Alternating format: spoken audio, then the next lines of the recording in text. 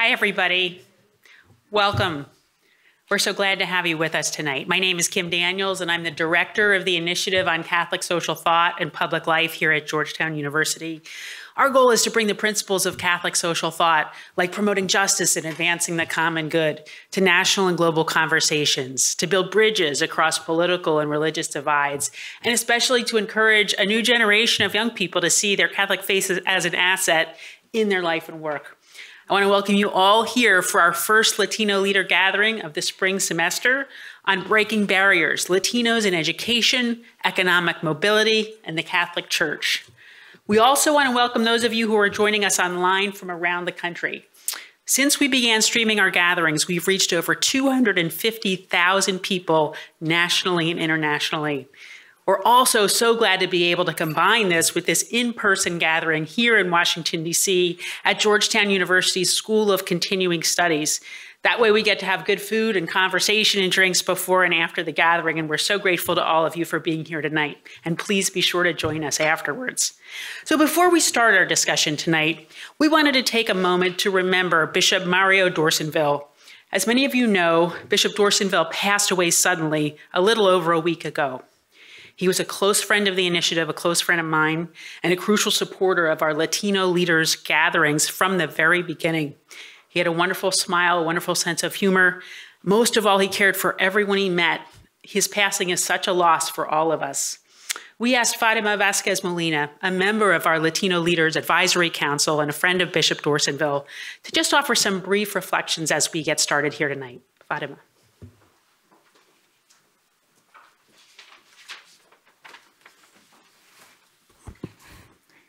Good evening, everyone. Buenas noches. Tonight, I have the opportunity to talk about the amazing person Bishop D'Orsonville was to many of us, not only here within us, here united today, but also to many young adults and Latinos around the diocese. I wanted to share a bit of how he impacted me on my own journey and how he continues to inspire me to seek to help others. I recently graduated from Catholic University of America this past May, and during my time there, I was a student worker for the Center of Cultural Engagement. There, my boss and I had big aspirations and dreams on how to create our campus into a more welcoming place for all Catholics, specifically sharing the Latino Catholic experience within CUA. We always had these huge dreams and definitely took the saying, go big or go home, very literally. Whether we would be advocating for National Migration Day or celebrating the feast day of St. Oscar Romero, my boss and I knew that we could count on Bishop D'Orsonville to support us. On one of our most biggest yet most challenging events was that we wanted to create an event called the Mañanitas for Our Lady of Guadalupe, my senior year of college. If you don't know what that means, is that we wanted to sing to Our Lady of Guadalupe very bright and early on the morning of December 12th. We both knew that this was going to be hard because how were we going to get a bunch of college students to wake up at 6 a.m. in the morning in the middle of final season? Something like this was never done within our campus. When we pitched the idea to Bishop D'Orsonville a few months before, he told us, do not worry, I'll be there. Knowing that he was a man of his commitment to his community, and especially to the Latino community in my college, on the morning of December 12th at 6 a.m., he was right there, bright and early, singing with almost 100 students to our beautiful mother. It's moments like these in which Bishop D'Orsonville inspired me and many others to go after our dreams, that our dreams were worth fighting for. My dream in college was for people to catch a glimpse of how beautiful we as Latinos and Hispanics express our faith. When Bishop and I would see each other on any other events, he would always tell me, don't give up. When you need help, do not hesitate to call me. What he didn't know was that by him being present in many of these groundbreaking events at CUA, he was helping us as Latinos first gens, and diverse students to break our own barriers within our own campus. Now, these events that we were able to create together, the three of us, are now becoming a tradition within my own alma mater now. Bishop Dorseyville impacted so many young adults to continue to pursue our dreams. As well, he made sure to remind us all on a daily, either in person or even in his homilies, that we are the future, but also that we are the present of the church. Somos el presente. So, in honor of Bishop Dorseyville tonight, to all the young adults, Latinos, and everyone else here today, let me remind you, you are the future of the church. Eres el futuro de la iglesia. But also, you are the present of the church. Eres el presente de la iglesia. Remember to be hospitable, kind, humble, just like Bishop was. But most importantly, be present in those that you encounter on a daily basis. Immerse yourself into the community God has put you in. Do not be afraid to be the first and create something or to support someone else's dream. Do not be afraid to take action for our church. This is how we continue. This is not how we can continue the legacy of Bishop Dorseyville, but also the mission he had on this earth. Gracias. Thank you.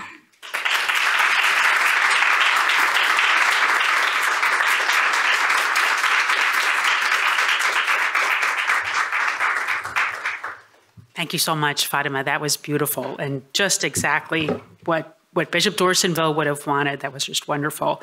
I know that he would be so excited for the gathering that we have here tonight on Deck for You on breaking barriers, Latinos in education, economic mobility, and the Catholic Church. We've brought together three remarkable Catholic leaders with different expertise and experience to explore these questions and introduce them and to moderate tonight's discussion. I want to hand it over to my wonderful colleague, Christian Sunan, the initiative's projects manager and the leader of our Latino Leaders gatherings. Christian, over to you. Thank you. Thank you, Kim, for the introduction, and thank you again, Fatima, for such wonderful words about Bishop Dorseyville. He was such an incredible man, and we're so glad to be able to remember him that way. Welcome to everyone who's joined us here for this conversation. I'm Christian Sunan. I'm the projects manager at the Initiative on Catholic Social Thought and Public Life here at Georgetown. We're so grateful to have you with us here today, both those of you who are here with us in person and also everybody who's watching on the live stream. Those who are watching online can join the conversation on Twitter using the hashtag BreakingBarriersGU. And we'll have an opportunity for questions later from our in-person audience here at the School of Continuing Studies. This dialogue is being recorded and it'll be posted on our website and our social media channels for later viewing in a couple of days.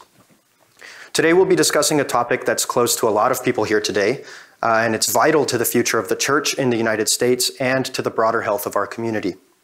I'll never forget what my mom told me when I was a kid, which is the same thing her father told her when she was a kid, which is that the greatest gift a person can give to somebody else is an education. Today we'll be discussing barriers to education for Latinos in the United States and how the church can respond.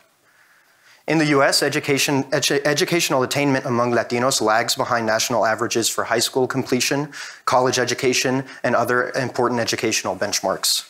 And of course, a lack of access to quality education leads to a number of other political and economic disparities later in life, and these things have generational effects.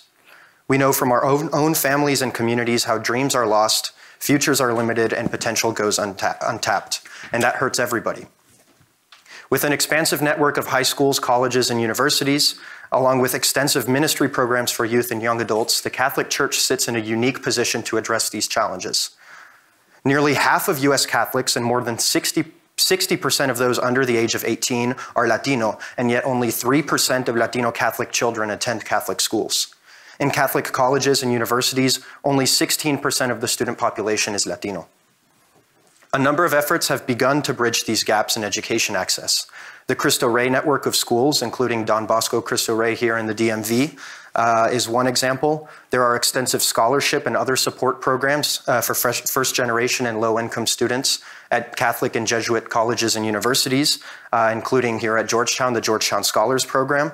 And there are many other examples. In particular, I can't wait to hear from, for you to hear tonight from Dr. Carlota Ocampo from Trinity University about all the good work they're doing there. We have a great group of leaders that are here to talk about all of these issues. Sheila Cruz Morales is a dedicated activist and community organizer, and along with her sister Melanie, who's also here in the audience, she established the nonprofit College Access for Non-Citizens, which helps undocumented first-generation low-income students of color to attain success in higher education.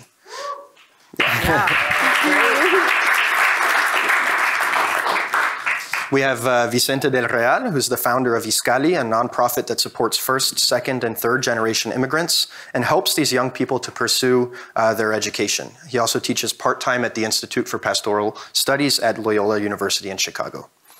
And finally, we have Dr. Carlota Ocampo, who's the Provost, Vice President of Academic Affairs, and an Associate Professor of Psychology at Trinity Washington University. Great to be here. So let's start off with a question for all of you, something just to kick us off. And we'll start with you, Sheila. What is the importance of ensuring access to education, especially post-secondary education for Latinos in the United States? Muy buenas noches a todos, everyone watching at home. Thank you for your question, Christian. I think it's a very important topic that we're here today to talk about. I think a lot about what happened this past summer. Affirmative action was taken away, which is a direct attack on students of color. Right now, Latinos are rapidly growing in the United States.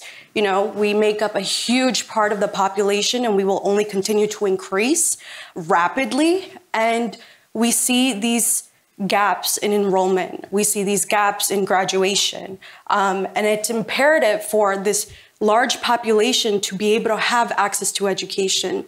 Right now, not only do we see a gap there, but we also see gaps in positions of power, of leadership. Therefore, we need to make sure that Latinos have access to education because we have the talent, we have the minds to make this world a better place, and therefore we need the seat at the table.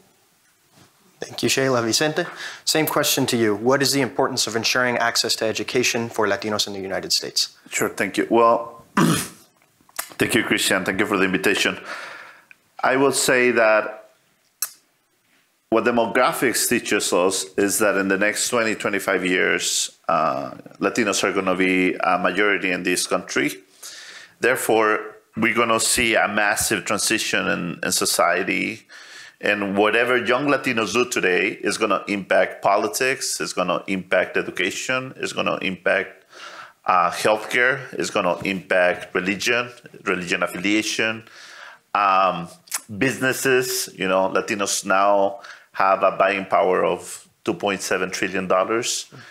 And I don't think it's good for the country that this majority is an uneducated majority. You know, today, only 11% of low-income Latino students graduate from college. That means that 89% of Latinos that wish they can graduate didn't. So I think, you know, it will be good. It will be good for the country if we see it as that perspective. But I think as a DACA recipient, I was born and raised in Mexico. I think every student deserves a chance. Thanks, Vicente. Dr. Carlota, the same to you. What is the importance of this conversation today and of ensuring access to education for Latinos in the U.S.? What is the importance? How great is the importance? First of all, Latinos belong here. As everyone here knows, Latinos are multiracial. Many Latinos have long pre-Columbian histories on this land.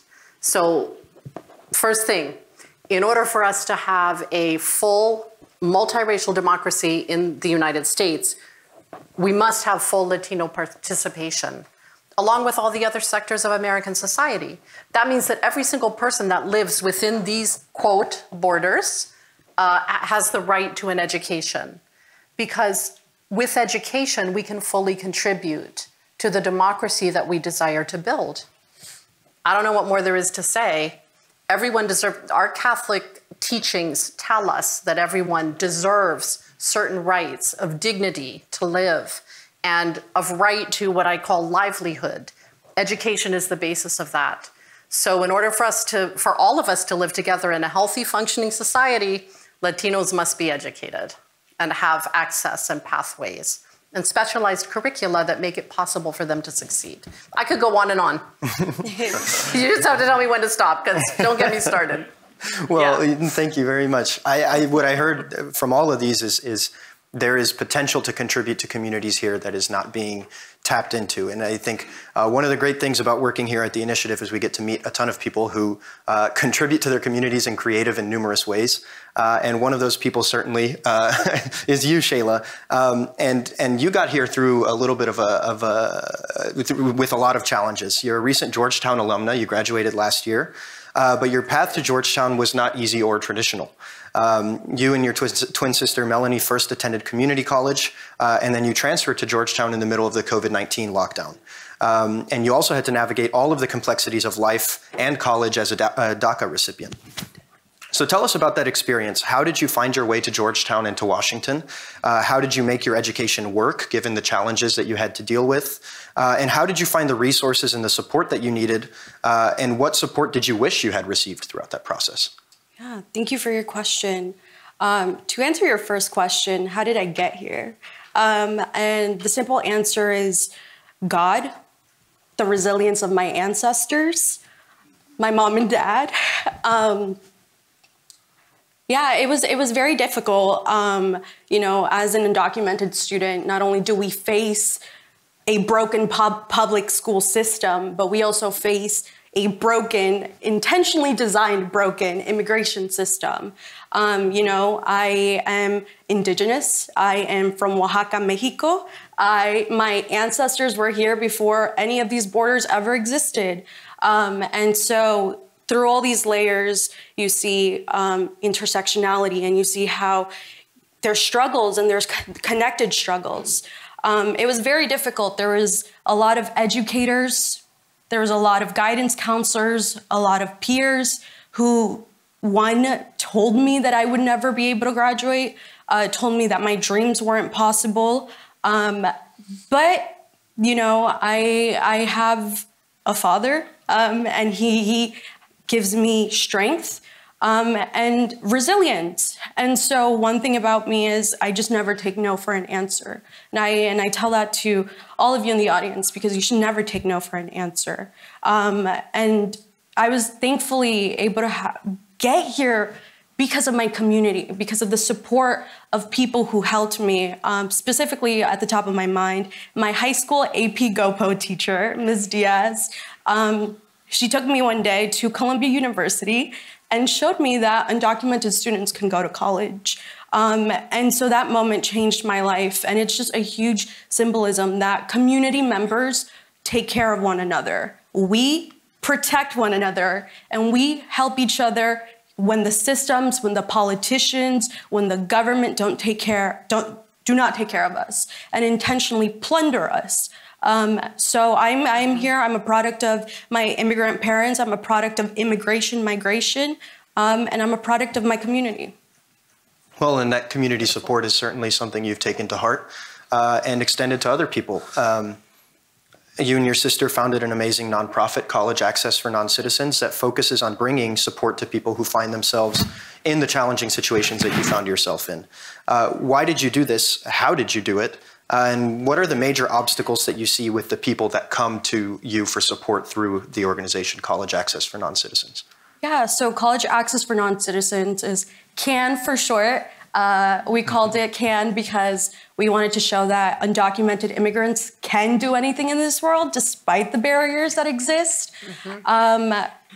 To put it short, CAN is what I wish had existed since I was a little girl. You know, I grew up undocumented and I knew that I was undocumented. I knew it since the first moment that I got here. And I knew that I wasn't alone. My community is undocumented immigrants. And so I know the struggles that we go through. And as a girl, I always wanted friends or community members to share a space where we can talk about it.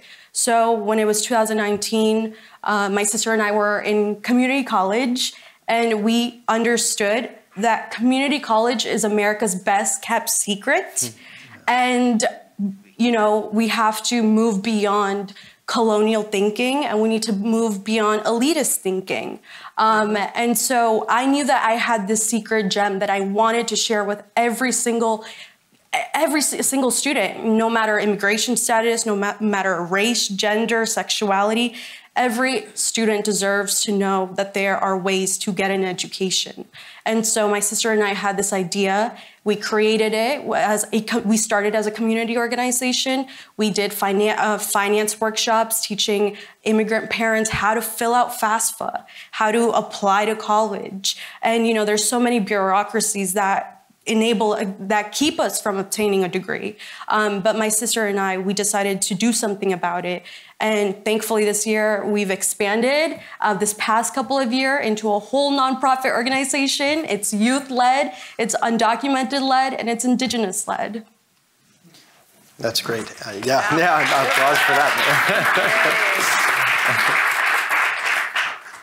Another shining example of community support, of course, Vicente, is the work that you do. You're the founder of ISCALI, which is an organization in the Chicago area that serves the Latino Catholic youth and young adults. You offer spiritual formation, community, and other important resources. So tell us about ISCALI and the people it reaches. What are some of the pressures these young people face, especially in education? And what role does faith, and specifically the Catholic community, play in helping them to overcome these obstacles? Wow. That's a loaded question. So first of all, ISCALI works with young adults in the Midwest, Chicago metropolitan area, Milwaukee metropolitan area, and we have recently expanded to Indianapolis. You know, most of, just to continue the conversation here, most of the community colleges in the Chicagoland area do not graduate Latinos. Only about 20–25% of Latinos that go to these community colleges graduate. And I think that it speaks about the realities that affect our community, you know. About 70% of Latinos that don't finish the degree name lack of family support and lack of financial support as the main reasons for not graduating in school. You know, a lot of the parents that came to this country came here with one mentality. They came here to work, right? A trabajar. Vinimos a trabajar. When my mom found out that it was legally for me to work at the age of 16, on my birthday, she took me to apply for a job. She did not speak English, but she said, sign, apply, do whatever you need to do because we came here to work. You now can legally work, you go to work. And what a beautiful gift, first of all. But many times, you know, because of the financial constraints and challenges living at home, students they perceive education as not being what is going to help the family, right? So, mija, I know you want to go to school, but you should get a job so you can help pay the bills, pay rent.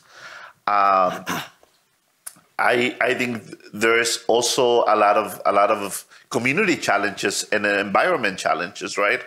Like the drug abuse in the communities that we work in increases, and you know, by many percentages, and nobody wants to talk about it. Like, for example, the opioid use among Latino youth and young adults in the last 3 years increased in many Latino neighborhoods in the country in over 500%, right? Does that have an impact on people's lives? And does that have an impact on somebody wanting to go to school, not go to school? Of course it does. So I think Latino youth and young adults continue to face many, many challenges. And that's not a reason to get discouraged. You know, I would share a story of somebody, a young adult from Iscali. You know, Alexis came to Iscali about 3 years ago. He came to Iscali because he got arrested for being part of stealing a car and being involved with a gang in Chicago. And his parents said, if you go to this organization and look for a second chance, we'll pay the bond, but we want to know that you are looking for another chance. So Alexis came, he participated in one of our retreats, and then joined one of our communities. Because of that, he left the gang. Because of that, he stopped using drugs. And in Iscali, we have faith in community, which is very, very important. But we also have one of our pillars is mentorship. About 69% of Latinos that are trying to become professionals do not have a Latino in their close network that is a professional. So we started connecting mid-career professionals to first-generation Latino students. And then we said, this is wonderful, but how do we help them navigate the schools? So we created a scholarship program. And through that scholarship program, in the last 2 years, we have helped over 70 young adults go back to school, mostly to community college. And to go back to Alexis' story, 2 years now, he is in his third year of college education. He has a Latino chemical engineer that meets with him monthly to give him advice. Because guess what? To be a young adult today is so hard. And to be a young Latino young adult is super hard. Things happen, right? So I think we need to provide systems of support that are grounded in community, with mentors, with financial aid, with the proper advice, with the proper motivation. And I think young people take those opportunities and they run with them. And I think what happened to Alexis' life can happen to many other young Latinos around the country. It's just, you know, are we going to do what it takes as society to provide that, to ensure that every Alexis that is out there looking for an opportunity is going to get it? So family pressures, social pressures, lack of mentorship, a lot of these social variables make it difficult to access education. What about the political ones, the legal ones, the economic ones, or those kinds of structural ones? You've done a lot of work before founding Iscali, organizing in Illinois. You organized to allow undocumented people to get driver's licenses. Certainly those are some important factors that make it very difficult to have educational and professional success. Talk a little bit about those kinds of barriers. I wasn't smart enough to know that question was coming second because I read the press release. So, of course, so first of all, I'm a DACA recipient. There's a lot of barriers and things that can discourage people in the way. There is people that are DACA, but it's still with DACA. In some states today, they can get rejected. There's still a lot of states that do not support with financial aid to DACA recipients.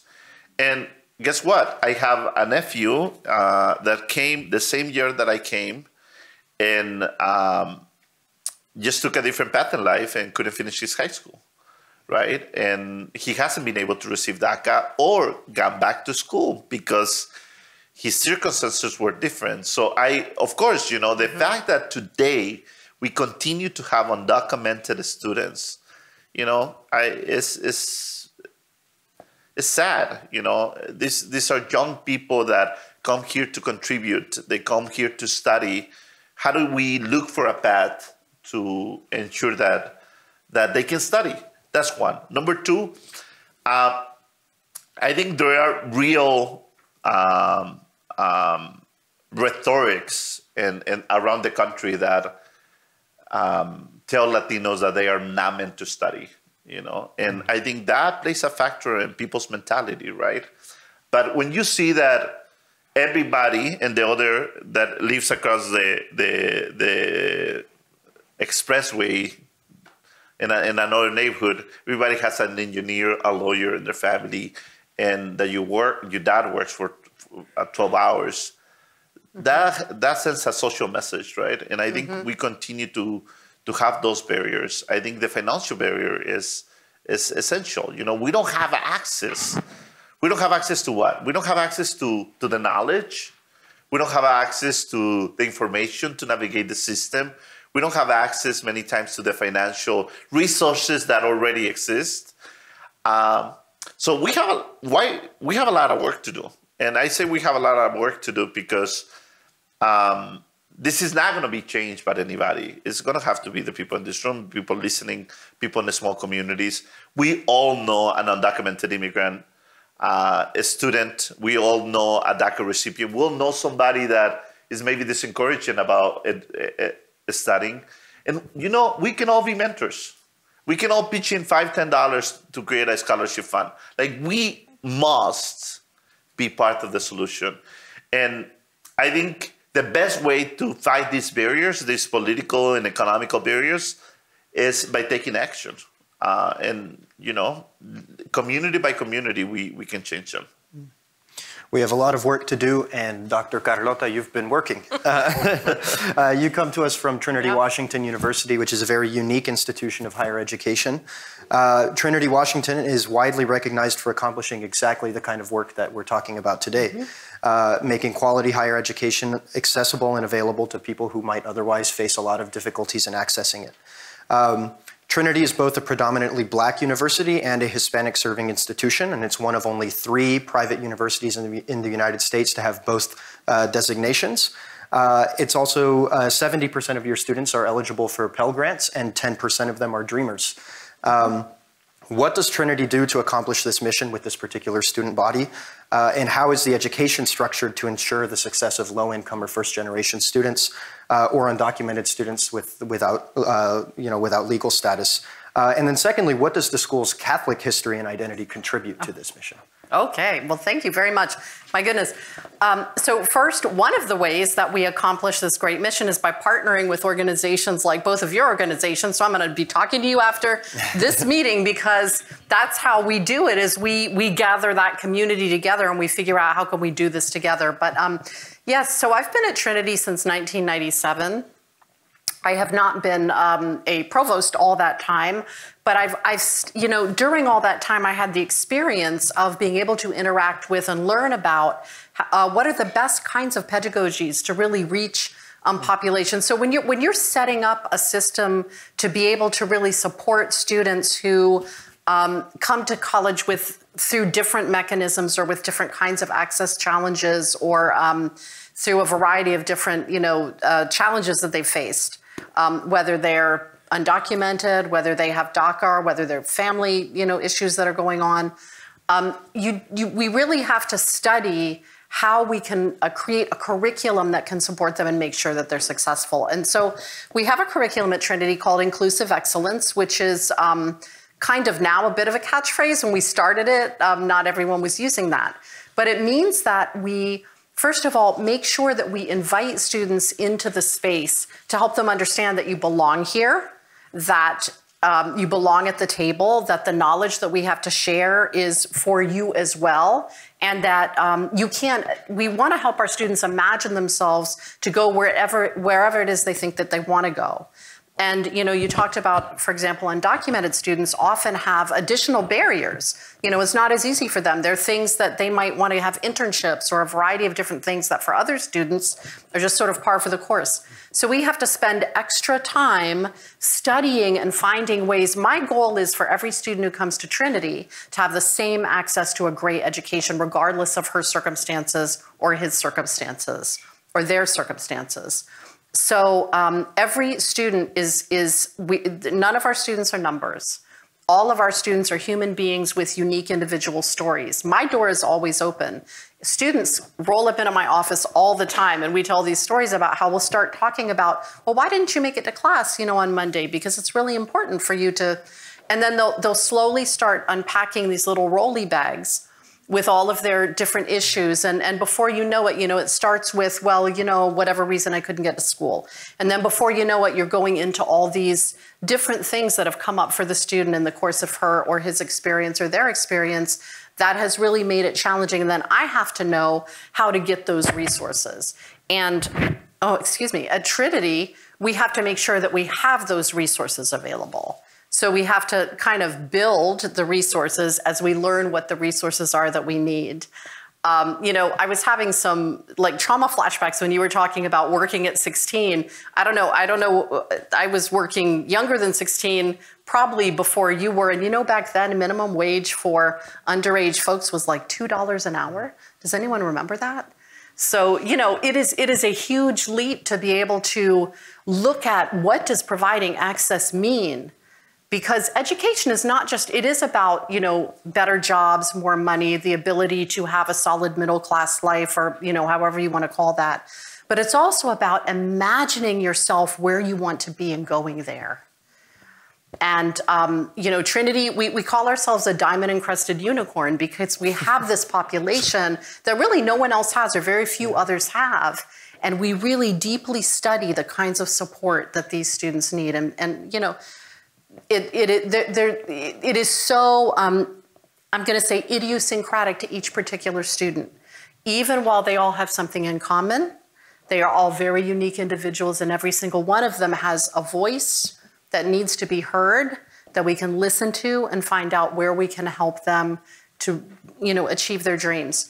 For many of our students, sometimes when they feel disenfranchised from participating as full citizens, maybe because they actually are, we try to find ways for them to engage in activities of citizenship that many folks that walk around with papers don't engage in, frankly. So, it's just finding those creative ways to really help students understand, as I said before, thing one, you belong here. You belong in the United States. You belong in you belong in this land. You belong in this world of education, of intellectual capacity, and you belong in this world of dreaming where you want to be. So I could, again, go on for much, much, much longer about the kinds of programs we set up. We are a Dreamer Partner School, so we do work with, a lot with the Dream.us, with a variety of different kinds of programs. We provide a tremendous amount of financial support from a lot of different sources, including Trinity itself, to support students. But we also have a number of undocumented students that aren't even able to access the fragile status that DACA or TPS might confer.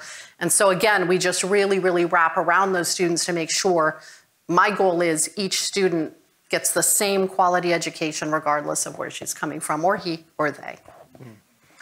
So education affords people all sorts of material improvements in their lives, but also, you said, the ability to dream about what they can do. Tell us a little bit about your students and what they do after college. How does the Trinity education impact not only them, but their communities as well?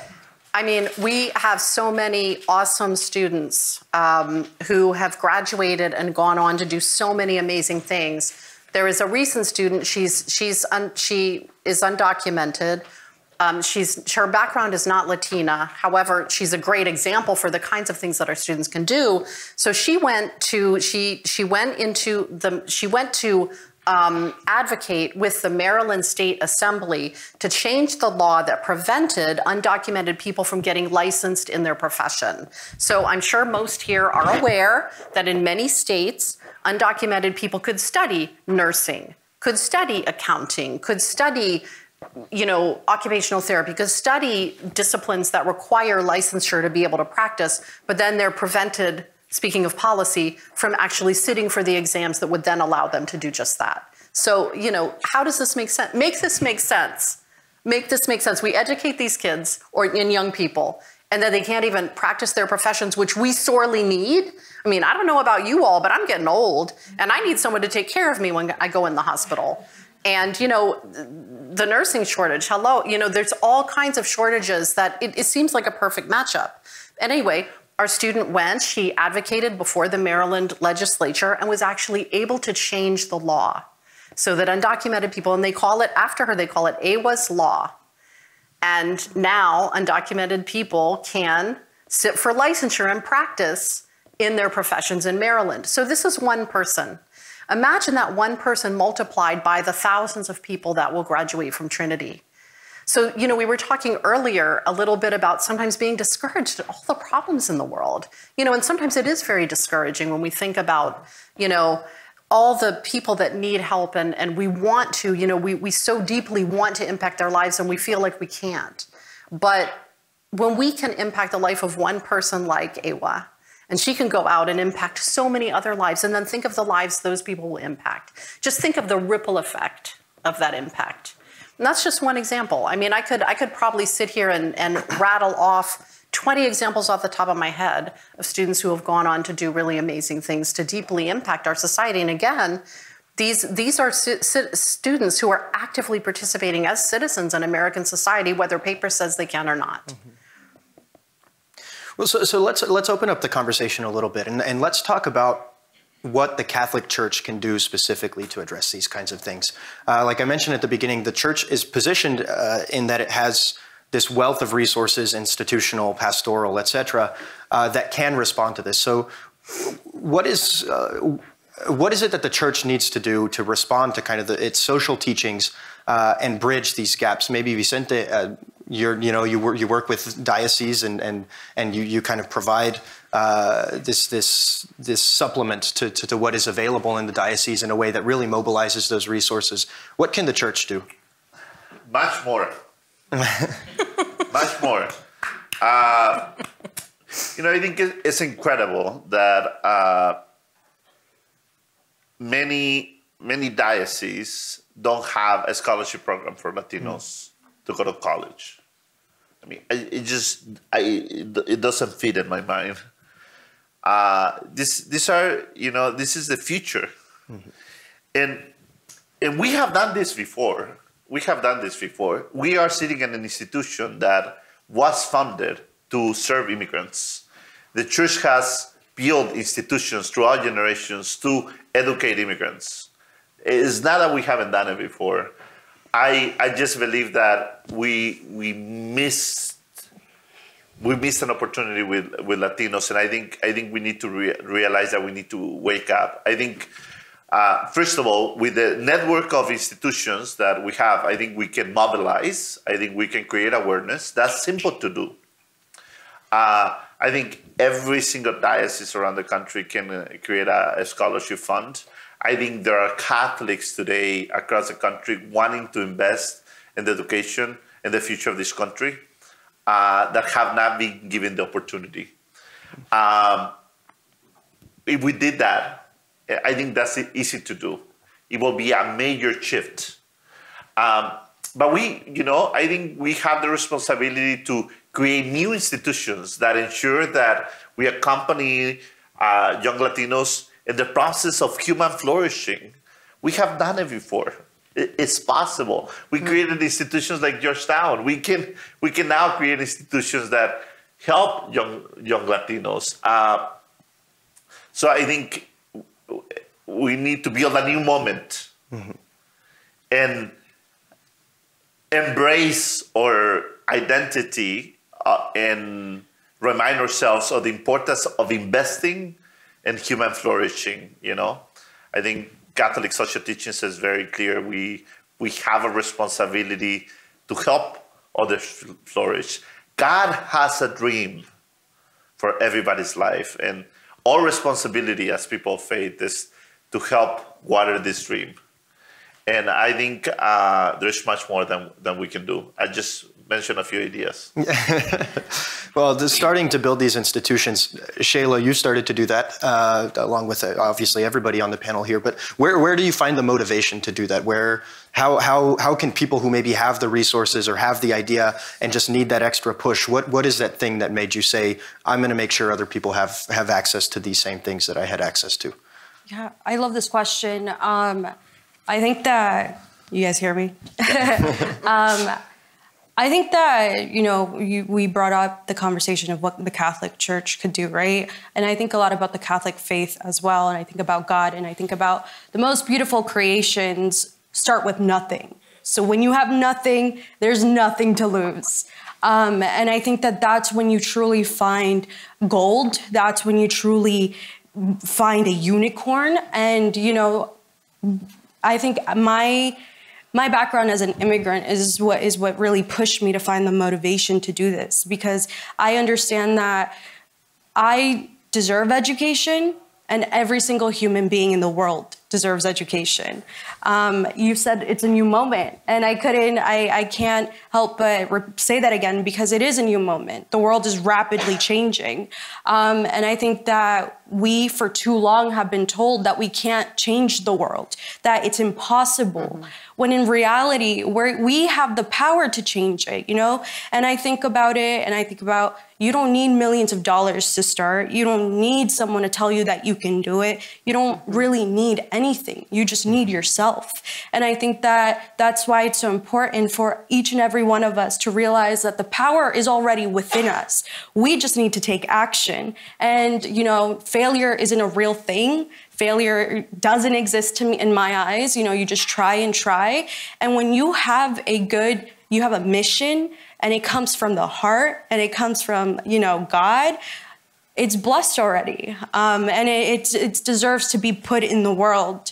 And I think about, that's what Can is. Can grew out of nothing. It grew when I had nothing. And it was just this crazy idea that I had, that I was like, I just need to share this with people. And I'm crazy because it's my first year of college and I'm already trying to do all of this.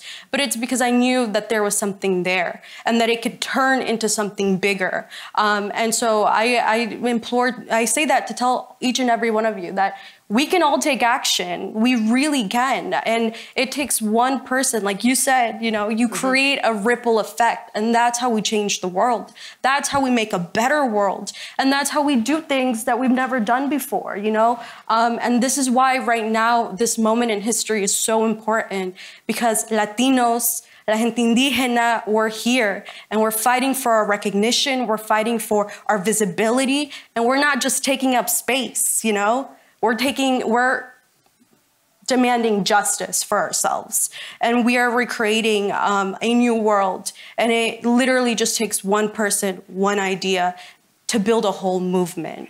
And so I think that each and every one of us has a duty, not just the student, students need help, but also the parents, our Latino parents need to also understand. And, I think a lot about the inspiration where Can came from. And I think about my dad.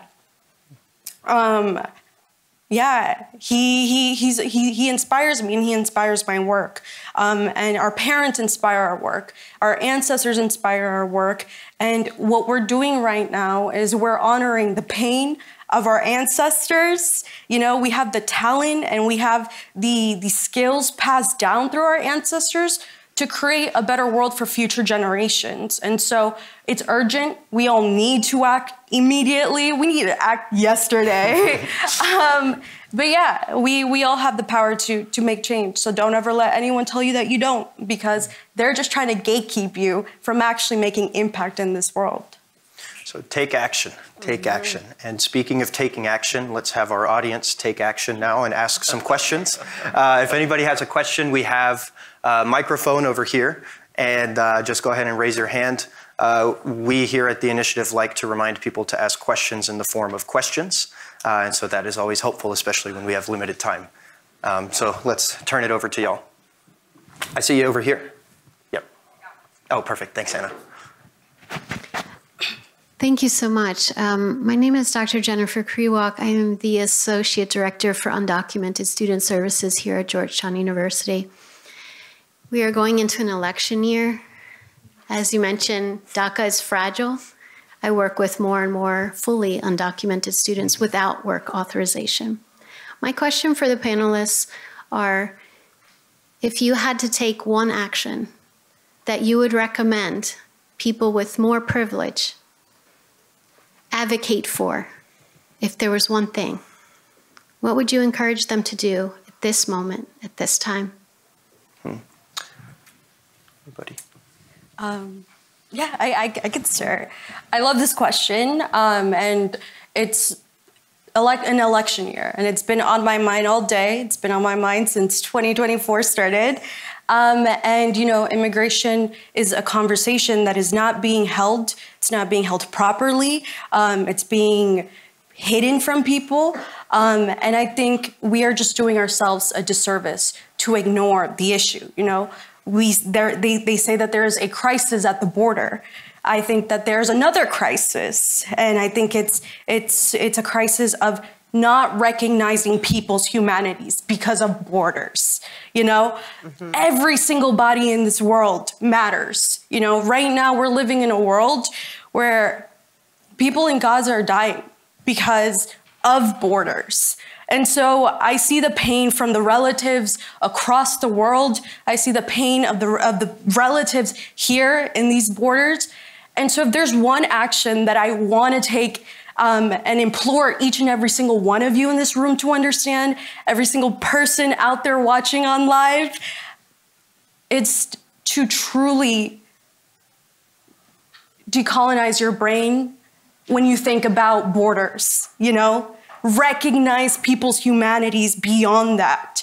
We are all human beings. There's just a line, an invisible colonial line that gets to dictate the value of people's lives, the future of people's lives, and so much more. And so if there's one thing that I would just want to change in this world is to really rethink the idea of the creation of borders, because it is what has led us to the climate crisis. It is what has led us to where we are today. And if we start addressing it, we would get at the root of the issue. Another question? Oh, or Vicente. I would just encourage Latinos to vote. We have only voted once in double digits. The vast majority of Latinos that have the opportunity to vote don't exercise that beautiful right and privilege that many of the DACA, you know, undocumented and DACA recipients don't have. And I think we have a lot of work to do in that regard as a community. We need to come out and vote. Yeah. Great. And I know Absolutely. we want to, No, just to quickly follow up, anyone who has privilege to vote should really investigate. I want to tie what both of you all said together. Look very deeply at what a candidate's position is on immigration and vote pro-immigration and pro-immigration reform. So that's thing one. For those who do not have the privilege to vote, nevertheless, as I said before, there are ways to organize and impact in one's community to bring forward common themes that can enter the political discourse. So yeah, this is a key year. Everybody's just got to get involved this year. This is not the year to sit on the sidelines. Anybody who has the privilege to vote, has the capacity to do that, get up and do that. And vote for the candidates who are going to look at the candidates' platforms very carefully and make sure you're voting for the candidates that have the right ideas. Don't be fooled by bluster and performative politics. Look at the candidates' records and vote the candidates' records on these issues. Yeah. Thanks. Another question? Yeah, in the back there. Jack Hinman, State Department. I went to the Georgetown Law School, actually. But quite a while back, I had a beautiful soul girlfriend who had quit school, raised her kids, and then went back to Trinity at the continuing. They had a whole program. We still have it. Yeah, Continuing for women education, who yes. Coming back to college later in life, they had a whole lounge Absolutely. and a whole That's deal right. there. I just wondered if you wanted to talk some about how that and about how then it was mostly like like white women in the 30s and 40s and black women. But I know that Trinity had a special emphasis on getting women in there who it wasn't just a Catholic girls' school, finishing school anymore. It was appealing to people families never gone to college, and it seemed like it really reinvented itself. And I think nearly half the Catholics in America now are Latinos. Could you want to talk a little bit about what Trinity has done to reinvent itself and to just pivot? Thank you. I'd be delighted to. I'll do this very quickly. So Trinity was founded by the Sisters of Notre Dame de Namur over 100 years ago. It's almost 125 years ago. And let me tell you something, our sisters are fierce. Okay, so when you talk about how Catholicism supports us, our education, we get ours from the Sisters of Notre Dame de Namur. They are not to be played with. They are very, very clear on what we are here to do, and that is to educate those who do not have access. 100 years ago, 125 years ago, it was women who didn't have access because they were barred from the other august Catholic institutions in Washington, D.C. at the time. Now, of course, women can go to those institutions. And so there was a point where the sisters said, well, but let's not despair. There are hundreds and thousands of women at our doorstep who need the benefit of a Catholic education, who still can't access it, maybe not because they're women, but for all these other reasons that we got into a little bit previously. And so at Trinity, it's what we call the paradigm shift. And I'm going to say that somewhat sociology happened, but also we did this very intentionally. And one must be very intentional about how one creates this change and programs that support the community that we serve. Trinity is very embedded within the community. I was saying to y'all the other day, whenever I go out to do health research, which I do in my spare time, when I go out in the community, you know, mostly community organizations don't necessarily want people to come there and do research because they feel protective of their populations. When I say I'm from Trinity, someone runs out and says, oh, Trinity, I know you, I love you, I went there, my sister went there, my cousin went there, come on in. What do you need? So I think that what we have done is make sure that Trinity is an institution, is a university that is from the community, for the community, by the community. And the students that we educate at Trinity then go out into our community and continue to make those changes, however they define what that means. So thank you for your question. Again, we can talk after, but We got time for maybe one more question, if anybody has a question. To get my shout out to the Sisters of Notre Dame de Namur, because I know they're watching. Hello, sisters. I was going to say, if any of you have not had the opportunity yet to work with or know a Catholic sister, they are a special kind of strong and fierce, and it is a blessing like no other. So get to know a sister. Yes. Thank you very much for being here and for everything that you do in the name of God, really. I'm a DACA recipient as well, and even as a priest. But as a leader in my community back in Florida, I'm here for studies. How do we get access to your information? If we have also potential leaders of our community who want to continue education and find all of these opportunities, how do we find your information?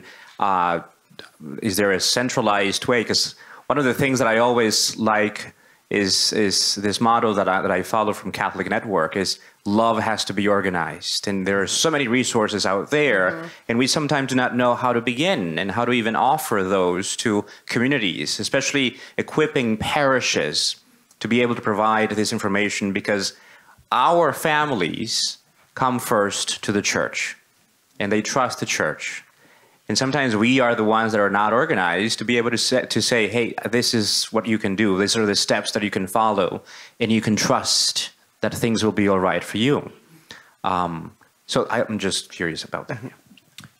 Maybe, Vicente, if you can talk maybe some of the organizations you work with, some of the organizations that kind of provided guidance as you were starting Iskali people. Maybe that's helpful, and then certainly at the reception, if you want to talk a little bit more as well, that's probably sure. Well, if anybody wants to connect with Iskali, we do work with parishes directly to help them respond to the needs of young Latinos locally, because a lot of these needs that we talk about get embodied in very particular communities. And those communities are unique. If anybody watching wants to see or learn more about Iskali and what we do, they can literally just Google iskali.org.